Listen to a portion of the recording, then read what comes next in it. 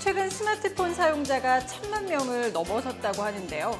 그래서 여러분도 스마트폰을 들여다보고 계시는 시간 굉장히 늘어났을 겁니다. 뿐만 아니라 집에서, 직장에서 인터넷을 이용하는 시간 장시간으로 굉장히 많아지고 있는데요. 이 때문인지 최근 젊은 층에서도 목과 허리 디스크를 호소하는 환자들이 늘어나고 있다고 합니다. 잘못된 자세뿐만이 아니라 운동량이 극히 부족한 현대인들은 비만과 무리한 운동 등으로 인해서 목과 허리 건강을 유념해야 하는데요. 그래서 오늘은 후유증 없이 목과 허리 디스크를 치료할 수 있는 치료법과 원인에 대해서 자세하게 살펴보도록 하겠습니다.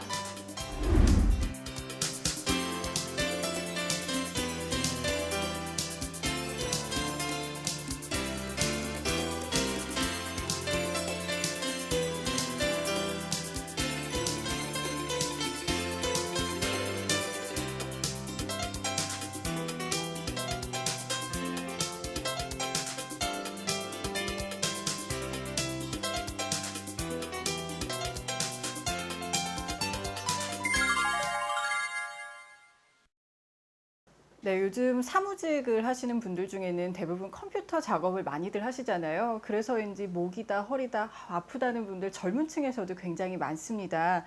그래서 좀 궁금한데요. 디스크와 상당한 관련이 있다고 하는데 디스크란 먼저 어떤 질병인가요?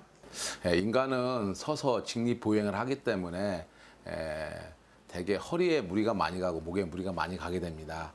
대개 이제 머리를 받쳐주는 것이 목이고, 목이 경추라고 보는데 7개의 뼈가 있고, 흉추, 등허리뼈라고 보통 하는데 12개, 허리뼈, 요추라고 하는데 보통 5개, 그래서 밑줄까지 꽁지뼈까지 포함 33개의 뼈가 있는데요. 이 뼈와 뼈 사이에 완충 역할을 해주는, 쿠션 역할을 해주는 그런 구조물이 있습니다. 그걸 우리 디스크라고 보통 표현합니다.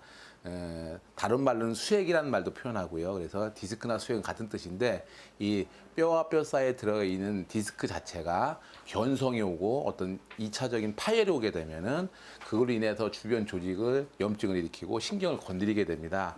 이때 나타나는 병을 우리가 디스크병, 왜 수액증이라고 하는데요. 한번 제 모델을 보고 한번 설명 좀 드리겠습니다. 저기 보시면은 이 하얀 부분이 뼈고요. 요 사이에 회색으로 보이는 디스크가 있는 부분인데요. 이렇게 보였을 때 이게 빨간 부분 자체가 정상적인 디스크인데요. 이거 자체가 이렇게 변성이 오게 됩니다. 자, 이렇게 보시면 이렇게 디스크가 터져 나가서 이 노란 부분을 누르게 되는데요. 요거 자체가 우리가 디스크병이라고 생각하시면 될 것 같습니다. 네, 이렇게 모형으로 설명을 해주셨는데요. 예. 그렇다면 허리 디스크가 있으신 분과 정상인 분의 그 사진을 좀 보시면서 설명 좀 부탁드립니다. 예, 알겠습니다. 보시면은 이렇게 네모난 부분 같은 경우는 정상적인 뼈 모양이시고요. 사이에 럭비공 같은 하얀 부분이 있죠. 이게 정상적인 디스크 공간입니다. 그런데 이거 보시면은 까매지면서 이렇게 뒤가 튀어나와 있는 게 보이시죠? 이게 신경질환 통로인데요. 이 신경을 꽉 누르는 경우가 됩니다. 이러면 2차적으로 증상이 나타나게 되겠죠.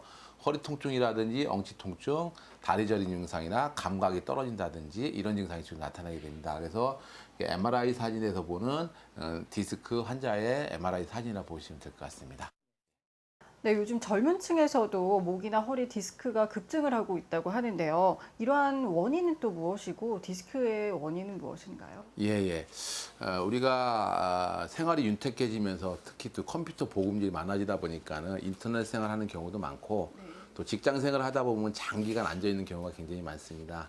이런 경우로 인해서 목 통증이라든지 허리 통증, 그다음에 이걸로 인해서 근육이 약해지다 보면은 뼈에 약화가 되는 경우가 있습니다. 그래서 장기적으로 근육이 약화되고, 그다음 2차적으로 뼈가 흔들리는 불안정도 같이 오게 됩니다. 그래서 지속적인 나쁜 자세, 그다음에 컴퓨터 작업, 또 장기간 사무 같은 거 일하고, 그다음에 운동에 또 약해지다 보면 2차적으로 뼈의 불안정성 같이 오게 됩니다. 그래서 이런 어떤 자세, 근력량, 그다음에 이런 것이 가장 큰 문제가 되고, 고령 환자 굉장히 많아지겠죠. 그래서 2차적으로는 퇴행성 디스크 환자도 많이 증가하는 추세라고 보시면 될 것 같습니다. 대부분 좀 요즘 직장인들 업무 시간이 길고 앉아서 일을 하다 보면 언제나 좀 바른 자세를 유지하기 힘들어서 예, 맞습니다. 디스크는 좀 피해가기 어려운 질환이 되지 않았나라는 생각이 드는데요. 이러한 원인을 가지고 있는 분들 중에서 구체적으로 어떤 증상이 나타났을 때 목이나 허리 디스크를 의심해 볼 수 있을까요? 예, 우리가 평생을 살면서 전체 인구의 한 100명이라고 했을 때 한 80% 정도 요통이나 목 통증을 경험한다고 합니다. 그 중에서 36% 정도는 경우는 통증 때문에 병원에 와서 진료를 받게 되고요. 보통 16% 정도는 적극적인 치료가 요하는 그런 환자가 되겠습니다. 특히 이제 목 디스크 같은 경우는 되게 만성적인 두통이 있다든지 네. 어깨가 항상 무겁다든지 그다음에 어깨나 팔로 저림이 나타난다든지 감각이 좀 떨어진다든지 특히 이제 엄지 손가락이나 세 번째 손가락, 다섯 번째 손가락 자체가 찌릿찌릿하다든지 네. 근육 힘이 약해진 이런 증상이 나타나게 되면은 일단 목 디스크를 의심해야 되고요. 특히 이제 다리로 내려가는 전기 오는 증상이라든지 감각의 변화라든지 아니면 엄지발가락이 잘 안 올라간다든지 이런 증상이 있고 이런 경우 같은 경우는 대개 목 디스크나 허리 디스크를 의심해봐도 괜찮은 증상이라고 보시면 될 것 같습니다. 예. 네. 예, 일단 지금 말씀을 해주신 대로 이렇게 통증이 있으면 좀 지체하지 말고 빠르게 검사를 받고 진단을 받아서 치료를 하는 게 좋을 것 같은데요. 예. 이런 증상들 사실 뭐좀 괜찮아지겠지라고 하고 방치하시는 경우 많거든요. 이럴 때는 어떻게 되는 걸까요? 예, 대개 이제 목 디스크나 이쪽에 병변이 있을 때는 목은 되게 다리로 내려가는 중추신경이 지나가는 길목입니다. 그래서 말초신경병하고 중추신경이 동시에 나타날 수가 있는데요.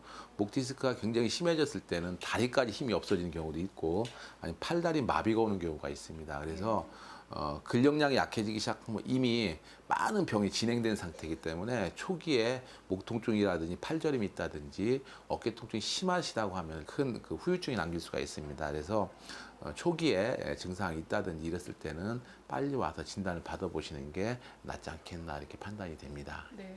지금 말씀해주신 이런 증상들이 있으실 때는 집에서 병을 키우시는 게 아니라 빨리 이제 병원에 와서 검사 받아야 될 텐데요. 어떤 과정을 통해서 검사가 진행되나요? 예, 일단은 제일 중요한 게 환자의 증상입니다. 그다음에 발병 기간 언제부터 시작됐는지, 그다음에 환자분의 증상, 나는 어떻게 아팠다, 지금 목 아팠다, 팔 아팠다, 다리 아팠다 이런 걸 정확하게 환자의 병력을 청취한 후에 의사가 진찰하게 됩니다. 팔의 힘을 측정한다든지, 그다음에 감각이 어디 떨어졌다든지, 그다음에 다리에 힘이 없다든지 이런 감각을 정확히 본 다음에는요 가장 기본적인 검사가 있습니다. 그게 첫 번째가 엑스레이. 네. 그다음에 근력량 테스트, 진짜 아픈지 안 아픈지, 네. 그다음에 신경세포가 잘 지나가는지 확인하는 근전두 검사, 그다음에 CT, MRI, 그다음에 가끔 환자들 보면은 혈관이 막혀서도 팔이 저리고 다리가 저린 경우가 있습니다. 이런 것 같은 경우는 혈관에 대한 MRI 검사라든지 도플러 검사를 통해서 정확한 진단이 나온다고 하면은 치료하는 데는 큰 어려움이 없지 않겠나 생각이 됩니다. 네. 이렇게 말씀을 해주신 것처럼 상당한 그 정밀 검사를 통해서 예. 디스크라는 진단이 내려졌을 경우에는 대부분 이거 수술해야 하는 거 아닌가라면서 겁을 내시는 분들 굉장히 많으신데 반드시 디스크라고 해서 수술을 해야 하는 걸까요? 예, 꼭 그렇지는 않습니다. 우리가 뭐 위암이나 뭐 간암 같은 경우도 초기, 중기, 후기 같은 경우는 수술 안 하고 예를 들어서 요새는 간단하게 치료하는 거 있는 것처럼 허리나 목 디스크나 척추관 협착증 같은 경우에 한 99%에서 98%는 수술하지 않고 치료하는 방법이 있습니다. 네. 그리고 실제로 1 내지 2% 정도에서 수술하는 치료를 하는데 그 진단 내리는 정도가 가장 중요하지 않은 판단이 됩니다. 그래서 일단 다리가 아프고 허리가 아프고 팔이 저린다고 해서 네. 꼭 수술하지 않고 치료하는 방법이 있으니까는 너무 걱정하지 마시고 전문의하고 꼭 상담 좀 한번 해보시는 게 좋지 않겠나 이렇게 판단이 됩니다. 네, 이렇게 수술을 하지 않고 비수술적인 치료 방법으로 목과 허리의 디스크를 치료할 수 있다니까 참고 계셨던 분들 중에 이제 빨리 병원을 가봐야겠다라고 생각도 많이 하실 것 같은데요. 그렇다면 운동을 통한 운동 치료나 수액 성형술 같은 시술 치료는 어떤 치료법일까요? 예, 수액이 돌출되는 탈출이 초기라든지 하는 경우 같은 경우는 대개 수술하지 않고 치료가 가능합니다. 우리가 수술하고 시술하고 차이점이 뭐냐 이렇게 판단해 드려야 되는데요. 수술이라는 거는 일단 마취를 거려야 됩니다. 네. 그다음에 살을 좀 째서 칼을 대서 나중에 꼬매야 되고요. 또 치료하는 동안에 대개 의식이 없습니다. 그다음에 이런 걸 대개 이제 수술이라고 하고요. 우리 시술이라고 하는 거는 우리가 이제 엉덩이 주사 맞는 거나 혈관 주사 맞는 게 수술이라고 얘기 안 하면 처치 시술이라는 말을 하는 것처럼 시술이라는 거는 의사하고 환자하고 대화를 하면서 하는 거고요. 또 왜 마취를 하더라도 몽군 주사 피부만 살짝 놓고 하는 거고요. 그다음에 대화를 하다 보니까는 환자분하고 텔레비를 보면서 TV를 보면서 치료하는 과정을 들여다볼 수가 있고요. 그다음에 치료하는 동안에 통증이 있는 부위를 쫓아가며 치료합니다. 여기가 아프셨죠? 이렇게 하면은 어떤 치료의 경과를 들여다볼 수가 있고, 또 한 가지는 빠른 회복이 되겠죠. 보통 시술 끝나고 나서 저녁 때부터 화장실 갈 수가 있고, 그 다음부터 목욕할 수가 있고, 그 다음에 환자분이 좀 통증이 완화된 환자들은 2, 3일은 집에 가시고, 그 다음에 일상생활 가능하시고, 그것이 시술의 어떤 거라고 보시면 될 것 같고요. 시술 후에는 반드시 운동하고 어떤 후처치도 필요합니다.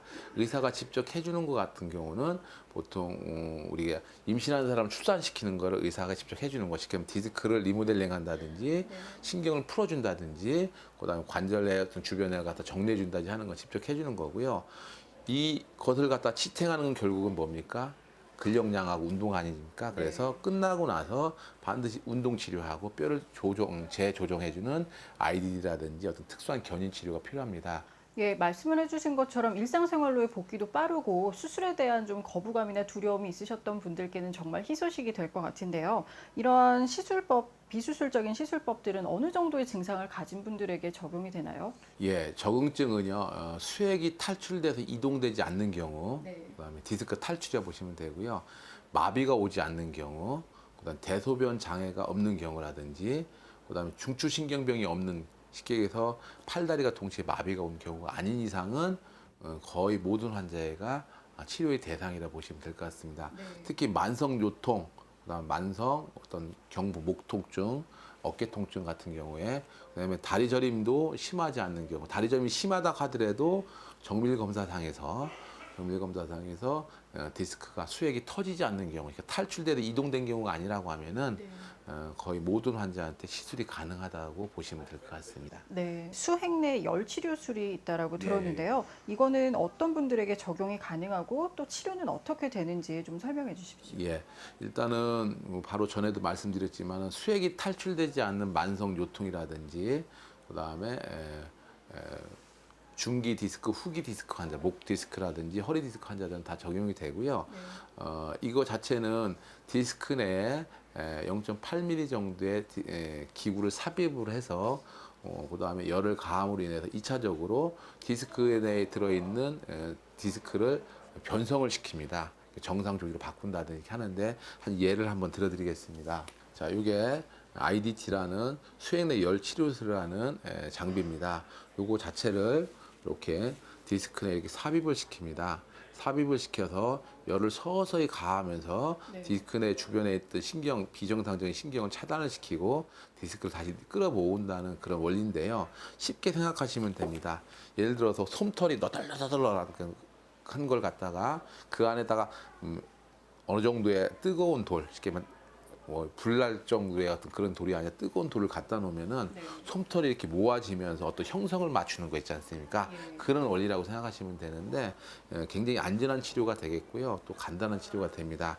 되게 이런 거 같은 경우는 보통 65에서 75도가 정도가 되면 디스크 내 콜라겐 같은 구조물 자체가 또 바뀌어지면서 수축이 되고 재형성을 과정을 거치기 때문에 하면서 환자분들이 어떤 통증이 완화되는 거라든지 평소에 아팠던 데 가서 치료되는 걸 느낄 수가 있습니다. 그래서 그다음에 치료 시간도 한 부위 하는데 보통 11분, 12분 되기 때문에 이렇게 장기간 하지 않고 되게 1시간 내에 거의 끝난다고 보시면 될 것 같습니다. 예. 예, 또 비수술적인 치료 방법 중에 척추 외곽 신경 박리술이라는 치료법이 있는데요. 이 또한 허리 디스크에 굉장히 효과적이라고 들었는데 어떤가요? 예, 우리 디스크 병이나 수액 탈출증 같은 병 같은 경우에는요, 신경 증상이 같이 나타나게 돼서 신경을 이렇게 찍어 누르게 됩니다. 그것이 오래되다 보면은 신경이 더 늘러붙어서 2차적으로 신경 주위에 염증을 일으킵니다. 그러다 보면 다리가 쥐가 나고 저리고, 그다음에 전기 온다고 하고 감각이 떨어집니다. 그래서 항상 치료할 때는 디스크 자체의 원인이 되는 걸 차단시키는 게 수액 내 열 치료술이라는 것이고요. 그다음에 신경이 눌려서 다리 저린 거를 해결해 주는 게 척수외곽 신경 박리술이라고 하는 겁니다. 한번 제가 직접 좀 보여드리겠습니다. 네. 뒤로 들어갑니다. 이렇게 들어가서 이렇게 좀 나오죠. 그래서 이 속에 들어가면은 직접 이렇게 신경을 이렇게 풉니다. 물리적인 힘을 통해서 풀어서 이렇게 따라 올라갑니다.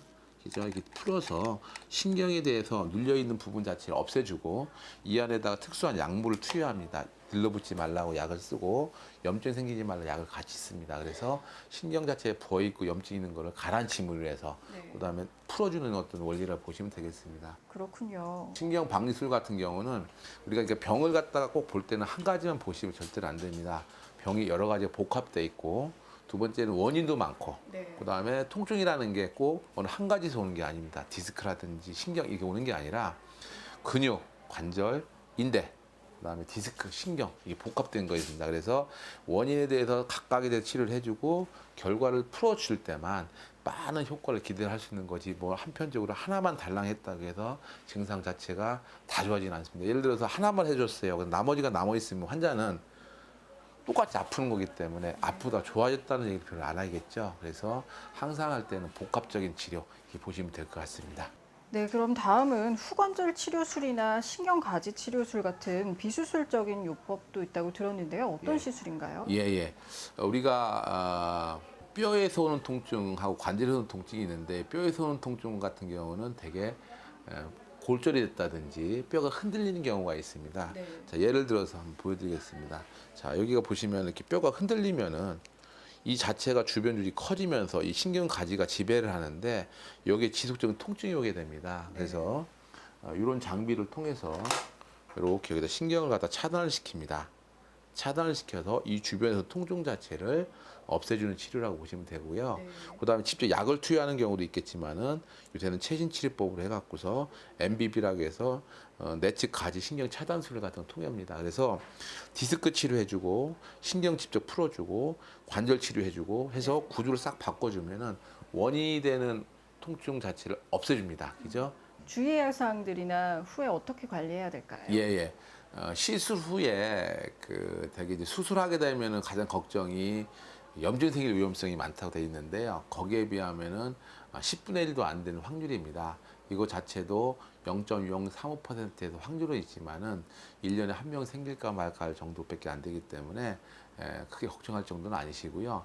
그다음에 시술 끝나고 나서는 저녁부터 화장실 돌아다니게 하고 보통 그 다음날부터 목욕을 시켜드립니다. 네. 그리고 보통 3일 정도 지나서부터는 바로 운동을 시켜드리는데요.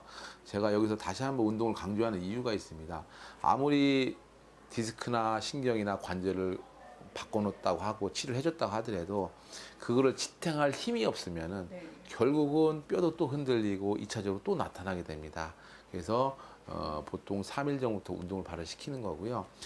급작스럽게 힘을 쓰는 운동이라든지 갑자기 심한 운동을 하지 말라고 합니다. 그 이유가 이미 디스크나 척추관 협착증이 있는 환자들 같은 경우는 기능검사, 근력량 테스트라든지 균형검사 했을 때는 이미 많은 손상을 받았기 때문에 거기다가 급작스럽게 운동을 하게 되면 다시 악화되는 경우가 있기 때문에 심한 운동을 피하라고 하지 특별하게 뭐 주의사항은 없다고 보시면 될 것 같습니다. 그래서 그 후처치는 심한 운동, 그 다음에 무리하게 어떤 그 등산 이런 거 피하시면 되고 그 이후에 운동 처방이나 아니면 뼈 늘리는 특수 견인 치료만 받으신다고 하면은 좋은 결과를 있을 거라고 판단이 되고 그렇게 결과가 나오고 있습니다. 네. 이렇게 말씀 들어보면 비수술적인 요법의 장점들이 굉장히 많은 것 같아요. 일단 뭐 시술의 부담감도 없고, 그래서 많은 분들께 도움이 될 것 같은데요. 구체적으로 또 환자들에게 장점은 무엇일까요? 일단은 제일 먼저 장점 자체가 수술에 대한 두려움이 일단 없다는 거 하나 하고요. 수술하게 되면은 또 상처가 나야 되고, 그다음에 항생이 또 오래 써야 되고, 가끔 염증 생긴 환자도 있고, 2차적으로 만약에 이 자체가 다시 악화돼서 수술로 들어간다고 하더라도 몸에 상처를 낸 흔적이 없기 때문에 2차 수술하기도 굉장히 편하고 이런 어떤 장점이 있다고 보시면 되고요. 네. 고령 환자들한테나 아니면 당뇨나 고혈압 있는 환자들한테 굉장히 큰 장점이고 바쁜 직장인도 굉장히 좋은 장점이기 때문에 이런 환자들한테는 굉장히 어떤 좋은 치료법이라고 보시면 될 것 같습니다. 네, 이렇게 수술 후에 좀 주의하고 꼭 지켜나가야 될 부분이 운동치료 부분에 대해서 계속 꼽아주셨는데요. 왜 그렇게 좀 강조를 하셨는지 또 운동치료는 어떻게 진행되는지 소개를 좀 해주세요. 운동을 강조하는 이유가 가장 이걸 병의 시작하는 원인부터 알면 될 것 같습니다. 예를 들어 자세가 틀어지고 하다 보면 2차적으로 근육이 약해지고 근육이 약해지면은 주변에 균형이 깨지고 결국은 뼈라는 거는 관절이라는 건 근육의 힘으로 지탱하는 건데 근육이 약해지면 뼈를 지탱을 못하죠. 그러면 계속 흔들리게 돼 있죠. 그러면 뼈와 뼈 사이에 들은 디스크 자체가 영향을 받죠. 그러면 디스크가 터지면 어디로 갑니까? 신경을 건드리기 때문에 요통, 엉치 통증, 팔저림, 팔 통증, 어깨 통증 이게 다 오겠죠. 그래서 일단 의사가 치료해 주는 거는 나쁜 결과에 대한 뭐 수액 성형술이라든지 신경 성형술, 그다음에 뭐 금속 고정술 같은 걸 해주는 거고, 그리고 나서는 그거를 결국 지탱하는 힘이 없으면 또 나타나겠죠. 그래서 아무리 수술 잘해주고 시술 잘해줬다 하더라도 지탱하는 근력량이 좋아지고 뼈를 교정 못하면 또 오기 때문에 이렇게 운동을 강조하는 겁니다. 그래서 운동은 첫 번째로 이제 허리나 목 근육을 심부 근육 강화시키는 뭐 센타로라든지 DSG 같은 게 있는데요. 이거는 능동적으로 하는 게 아니라 수동적으로 합니다. 가만히 있으면 기계가 허리 근육을 강화시킨다든지 목 근육을 강화시키는 게 있고요. 두 번째는 뼈의 교정, 곡선 자체를 바꿔줍니다. 우리가 목을 옆에서 보면 C자 커브고 허리도 옆에서 보면 C자 커브인데 이게 일자가 되는 경우 같은 것도 잡아줄 수가 있고, 근데 뭉쳐있는 근육을 푸는 게 있습니다. 우리가 흔히 잘 알고 있듯이 충격파라는 게 있습니다. 근막에 뭉쳐있는 걸 풀어줌으로써 오는 근막 통증을 없애주고, 그다음에 폐가수술한 특수한 치료로 인해서 3차원적으로 근력량을 키워서 전체를 균형을 맞춰준 치료가 있습니다. 근데 아무리 근육이 교정을 되고 좋아졌다 하더라도 뼈가 흔들리면 안 되지 않습니까? 예를 들어 드리면 벽돌이 쫙 쌓여 있을 때 막 튀어나온 걸 갖다 살살 두드리면 그 안으로 들어가죠. 그래서 그런 것처럼 뼈를 다시 재정렬시키는 특수 견인 치료, 우리가 ID라는 치료가 있는데요. 이런 걸 통해서 전체적으로 다시 교정하는 치료를 보시면 될 것 같습니다. 그래서 시술이나 수술은 결과에 대한 치료고, 끝나고 나서 운동 치료가 보통 2달 정도 생각을 하는데 그거는 원인 치료라고 보시면 됩니다. 그래서 결과가 원인을 치료해 줄 때 뭐 전체적인 어떤 결과가 굉장히 좋고 나중에 재발도 별로 없지, 그렇지 않고 뭐 결과만 치료해 준다 했을 때는 잠깐 재발하는 경우가 있습니다. 그래서 제가 다시 한번 강조드리고 싶은 거는 근력량을 키우고 뼈를 교정하고 해서 나중 그 재발까지 방지해 줘야지만 좋은 결과가 있다고 판단이 됩니다.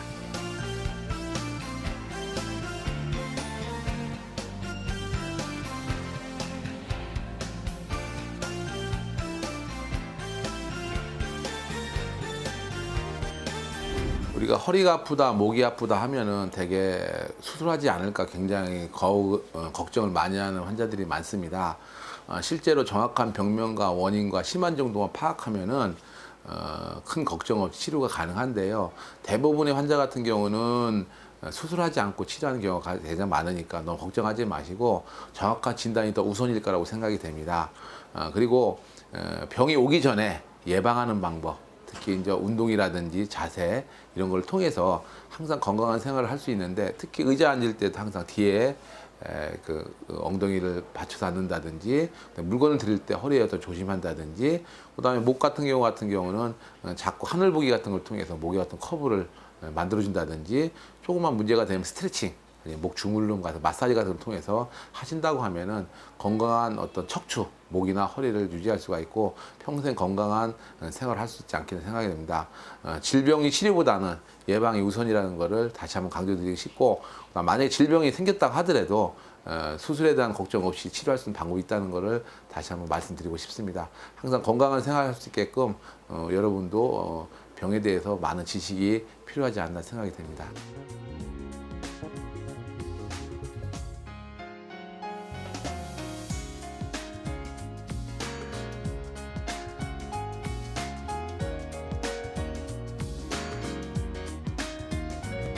목과 허리 디스크 치료법에 대해서 살펴봤습니다. 무엇보다도 아프기 전에 예방을 하는 것이 더욱더 중요할 텐데요. 평소에 여러분의 자세와 습관이 중요합니다. 물건을 들 때는 항상 몸 가까이에서 무릎을 굽히고 허리를 편 자세를 유지해야 하고, 앉을 때는 엉덩이를 깊게 놓고 등받이를 받치시고요.